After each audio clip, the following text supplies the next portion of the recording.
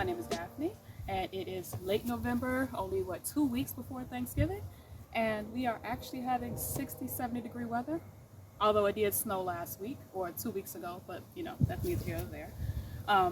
Yeah, the weather's beautiful outside, and I just got about 10 bags of leaves from my neighbor, and there's about 4 more bags that I need to go pick up. So we are going to do what I do every year, which is dump the leaves inside of the raised garden beds for mulch, to break down over the winter and give the worms some, some resting spaces and also stuff to eat. I've also already dumped the compost bins I dug some holes in various garden beds and actually dumped a lot of the compost into the beds to decompose over the winter. Just been doing a lot of garden prep for next year. A lot of the plants have already been ripped out. The only thing we have left are overwintering cabbage. We also have some mustard greens and some collard greens that actually need to be cut and taken into the house, so we might do that today. But primarily what this video is about is actually overwintering a lot of my frost tender trees, namely my persimmon and my fig tree. Neither one of those will survive an Ohio winter. So I will show you what I do in order to prep the trees for the winter so they don't, succumb to any frost damage. And we will also be dumping out these bags because I actually need the bag in order to wrap the trees with. So if you are interested in just learning what I do to prep my garden for winter in Zone 6A, Ohio, then stay tuned. All right, so to overwinter this fig tree, and for those who want to know, it's a magnolia fig. It's actually cold hardiness. It says non-hardy in zones 1 through 6A. I'm actually, zones 1 through 6. I'm actually 6A. Our winters just get too cold, even in the mildest winters, for this plant to actually be able to survive. So what I've done, and your fig should still be quite flexible or quite pliable, if it is alive. The branches that snap, they're not alive. You might want to trim them back anyway, but your branches should be relatively pliable. In this stage, I literally just bound them with some twine. Some rope I got at the dollar store. I always get rope from the dollar store. It just always comes in handy. I just want to get as many of the twigs inside of this area as possible. I've noticed that any stem that is not completely covered in the winter will actually die off and break off. They won't be viable in the spring and summer. So you just want to make sure that it's as narrow as possible. So just get some rope and just loosely tie it all the way around this. And then, so one of your things you would need to actually overwinter a fig tree is some twine. Also, if you'll notice this big Bertha, I think this is what was this? I think a 25 or 30 gallon. Well, maybe more than that. It might actually be more. But I got this for like $20 at Lowe's. For the intentions of actually up-potting my persimmon tree, which is behind me. But this thing has literally rooted itself into the ground through its smaller pot. And so I can't dig it up, or I can't move it without actually digging up its roots, and that's counterproductive. So the fig got a massive upgrade when it was supposed to just be swapped, the buckets. So it's in a new container. What I normally do, I'll just show you. It's easier to show you. So in order to overwinter your persimmon as well as your fig, you will need some twine or some type of rope, some old tomato spikes or tomato sticks, your plastic sheeting. Like I said, you can get this from anywhere: Menards, Lowe's, Walmart, Big Lots. You will need a couple of empty lawn bags, and you also will need a big bag of leaves. So you'll need a couple of big bags of leaves. Most of this stuff you probably should already have around the yard anyway. And as mentioned, you'll need some rolled out chicken fencing. You probably should just roll this out now and get it out the way. All right, so the empty bag is directly over the fig tree. All of the roots, all of the branches are covered. Make sure to double check that, because any branch that is exposed won't survive in your winter. Beforehand, I already stuffed some leaves on top of the basin, so you want to do that as well for insulation. And then, after you've done that, put in your tomato posts. Just going to add one more here. And what this is going to do is allow for me to be able to wrap the plastic all the way around it without actually touching the bag. Remember about the insulation, about the condensation in here. So I'm going to wrap it, and you're going to bind this with some string.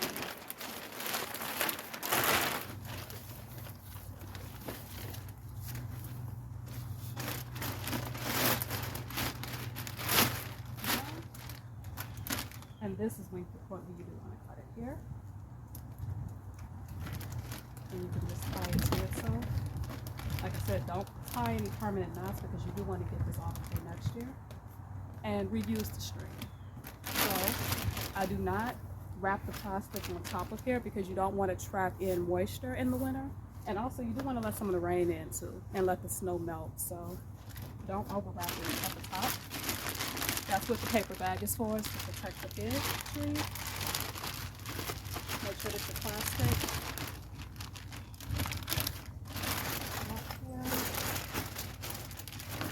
Tuck this down. And then with any loose areas, I'm going to stuff some leaves in here.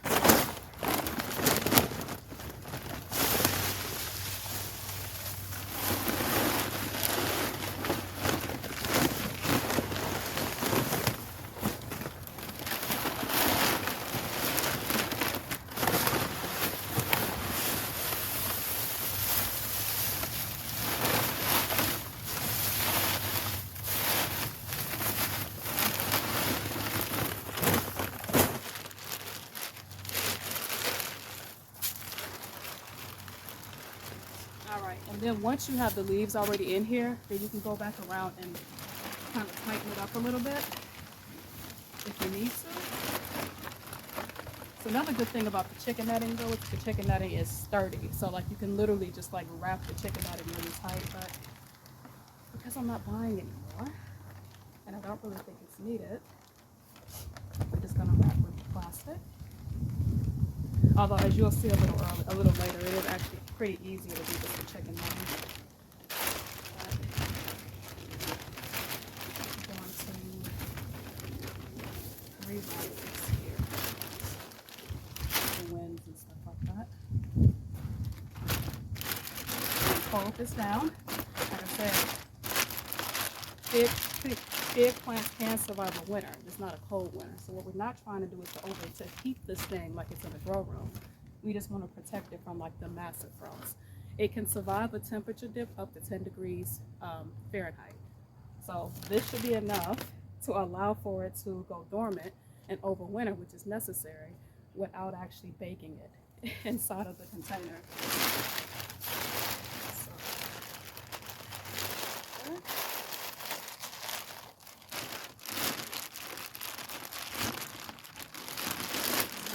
All of the little areas with the leaves covered.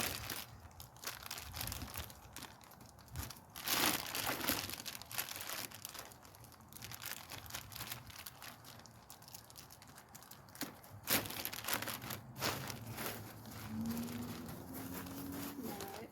And I've also like completely covered the pot as well. All right, then we're going to go over and I'm going to show you how I do the persimmon. So you'll notice with the persimmon, I've actually already wrapped this. Very similar to the way I did the fig tree. This. But I actually just put a bag directly on top of it. It's taller than me at this point. Well, what isn't taller than me? I'm 5. But what I did was I actually cut some bags and just kind of wrapped them loosely around the pot. And just kind of wrap a string around it as well. And tied a very loose knot. Well, a very loose thing. Okay. Tie it here. Don't tie any knots that you're going to be upset about later on. Like I said, a persimmon can overwinter. It can actually survive a winter. It is not a tropical plant. I mean, it can, like it grows in the south, but it can survive a winter. It can survive, I think it's set up to 30 degrees, 20 to 30 degrees, maybe lower than that.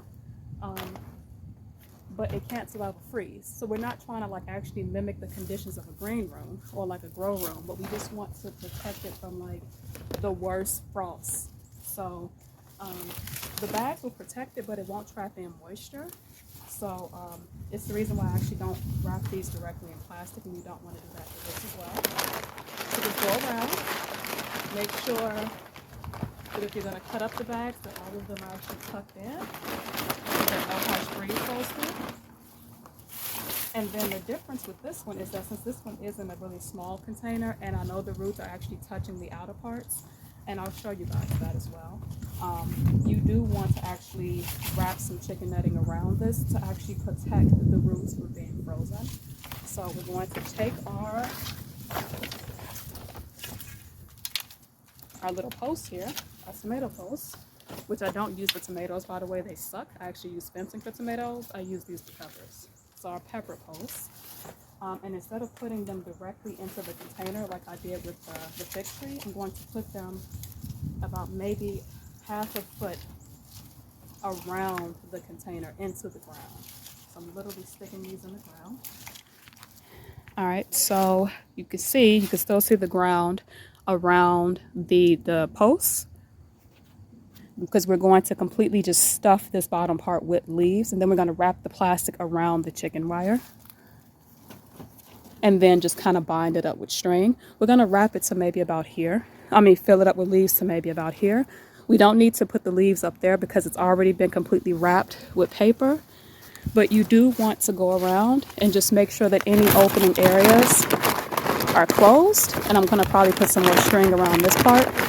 Like, we don't want to mimic a greenhouse as mentioned. The paper has been enough in the past to protect this plant, but we don't want any really Arctic breezes to kind of go through this.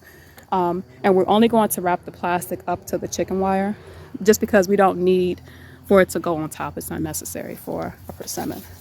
Persimmons can go through them out winter. They just can't take extreme cold. So, all right, let's get this stuffed with leaves. Leaves. We're just going to dump them in here. You know what?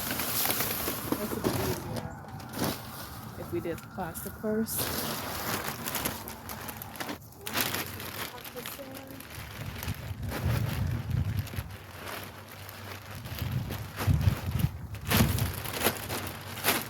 Make sure the plastic overlaps. Be mindful that we're not going to just wrap the plastic up. We do want rain and condensation to be able to escape this. This actually does get kind of hot in the winter. So just put this below it. And now it's easier to fill it with leaves. So put the leaf back.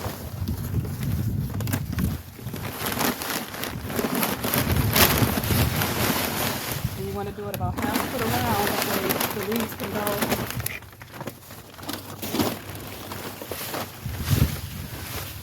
around the container.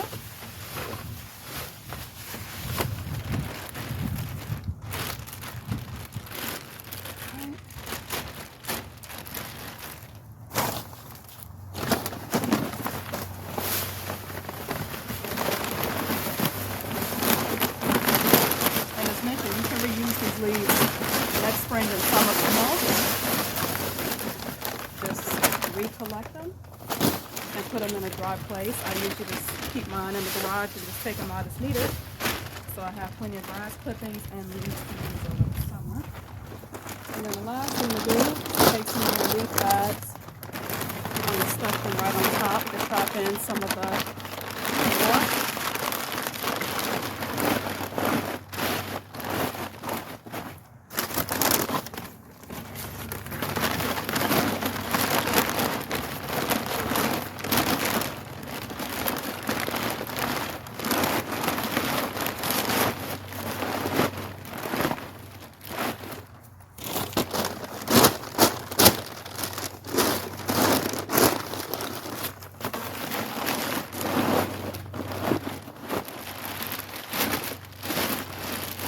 And then you need to tighten the string up now.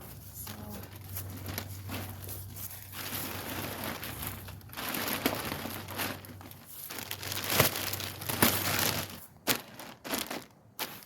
All right. Now you will have to monitor this come spring when the temperatures are consistently above like 50, 60 degrees. Actually, before it gets to that point, like maybe 40, 50 degrees, you need to unwrap this. And let the tree just kind of reacclimate to the temperatures. You need to unwrap both of them, remove the leaves, and let it naturally come out. Let it naturally bud. If you don't do that, you may inadvertently kill your plant because it's too hot within all of this. Also monitor your winter weather as well. If your winter is actually milder and the temperatures never drop below 30 to 40 degrees, once you get past like, February, March, you may want to unwrap these as well. You don't want too much condensation and heat to develop, because it will, create mold and mildew issues. But for the most part, this is done, and I'll show you what these look like and then clean up all of this. All right, so we have our fig tree here, which all the way around is completely wrapped. The leaves are actually sitting on top of the container because it's mentioned this has recently been up potted. If it was not, the leaves would actually be surrounding the container. And there is a bag here which will trap in a lot of the snow, but will also allow in some rain. And you are going to leave this open. We're not trying to create a greenhouse effect. We're just trying to protect it so that the temperatures in here do not go below 30 degrees. In the winter, you will actually notice that some condensation and some heat will be around the bag. If you notice too much or any type of growth or mildew, you do need to kind of unwrap it a little bit and let it breathe. But I haven't, bless me. Excuse me, I haven't noticed the issue as long as I keep the top open. So that is the fig. And then for the persimmon, there's leaves all the way around the container because this has not been up potted. So the container is in the middle, and all the way around from the bottom to the top, there are leaves. There's the chicken netting to hold the shape. And then stuffed in here are brown paper bags to further protect the persimmon's roots. And then around the basin has just literally been some brown paper bags stuffed here, or wrapped around it. There are no leaves inside of here. As mentioned, I don't want to create a greenhouse effect, but here, and then even around this area, just leaves. And then you just want to make sure that you do have a rope securing the bottom. In areas like this that will allow for a breeze to come in, just make sure this is tucked under, because this will also, if there is like a strong wind, it may also inadvertently pull some of the stuff off. Even though this should be okay, the string is pretty tight, but just make sure it's secure. Any flapping areas you just want to tie under. But this is how I overwinter my persimmon and my fig tree. Now, if you do have any questions, concerns, feedback, definitely drop a note in the comment section. And then also, this is a learning community, so just share how you overwinter your plants as well. Would love to learn new things.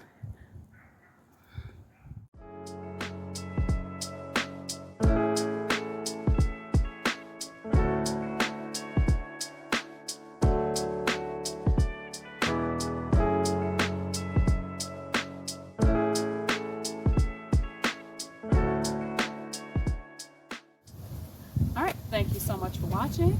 I hope that this was beneficial for you guys. Let me know down in the comments if you do anything differently, or if you would what you would do to actually improve upon what I do in order to overwinter my persimmon trees and of your fig trees if you have those, or any other tree that's actually frost sensitive.